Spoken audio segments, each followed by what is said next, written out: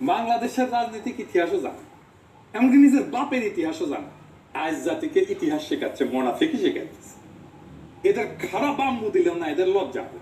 তো শেখ রুমিনুর রহমান কেন এত ডেসপারেট হয়েছে জানেন? কারণ তার সাথে আসল জায়গার সম্পর্ক। আমি করোনার টাইমে একটা লাইভ ভিডিও দেখাই সেন্টার ফর বাংলাদেশ ইন্ডিয়া রিলেশনসের সাথে, দেখেন কেমন তার সম্পর্ক সেই লাইভে।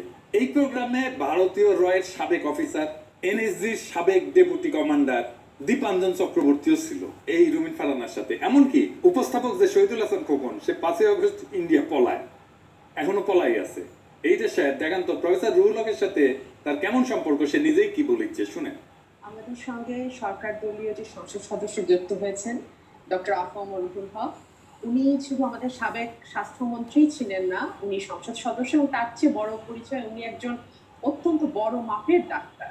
উনি আমার পরিবারের অনেকের চিকিৎসা দিয়েছেন এবং তাদেরকে তিনি সুস্থ করে তুলেছেন।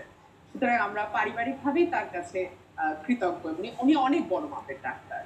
তো স্যার নিশ্চয়ই খুব ভালো জানেন যে আমরা যেভাবে আসলে করোনা ম্যানেজ করবার চেষ্টা করছি সরকারিভাবে, সেটা সফল হবার কোনো কারণ নেই। আচ্ছা এবার আসেন দেখি রুমিন কেমনে আওয়ামী লীগ আমলে এত আরামে ছিল। কেমন ছিল জানেন? সে চান্স পাইলেই মুজিব পরিবারের প্রশংসা করত, বিশেষ করে বেগম মুজিবের। শোনেন আগে কি করছে। আব্বা তো আওয়ামী লীগ থেকে বেরিয়ে গেছে বহু আগে, এবং ওনার সাথে কোনো সম্পর্ক উনি রাখেননি আওয়ামী লীগের সাথে। কিন্তু জীবনের শেষ দিন পর্যন্ত উনি যতবার বেগম মুজিবকে স্মরণ করতেন, ভাবি বলতে উনি অজ্ঞান ছিলেন। এবং মজার বিষয় কি, ওই সময় যারা আওয়ামী লীগ করেছে তারা একটা কথা খুব বলে যে যদি বেগম ফজিলাতুন্নেসা মুজিব না থাকতেন তাহলে বঙ্গবন্ধু বঙ্গবন্ধু হয়ে উঠতেন না। সো আব্বার একটা ছিল, উনি বলতেন ভাবির মতন মেয়ে দেখেন আমার। রেফারেন্সি আওয়ামী লীগ তার ওয়েবসাইটে উল্লেখ করেছে, দেখেছেন? দেখেন এখন কবেন যে রুমিনের রেফারেন্স কেমন ইউজ করছে, ওর বাপের কথা তো কইছে। এই কথা ওর বাপ বই লিখে গেছে, এই কথা বাপ কখনো লেখে।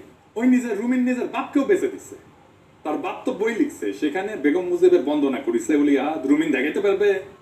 সে যে বানায় বানায় বলতেছে, সেটা বোঝা যায় তার কথায় যে ওলি আপনাকে বলতো ভাবির মতো মেয়ে দেখেন আমার জন্য। শুনে আবার এই শোনা আব্বার একটা ছিল, উনি বলতেন ভাবির মতন মেয়ে দেখেন আমার।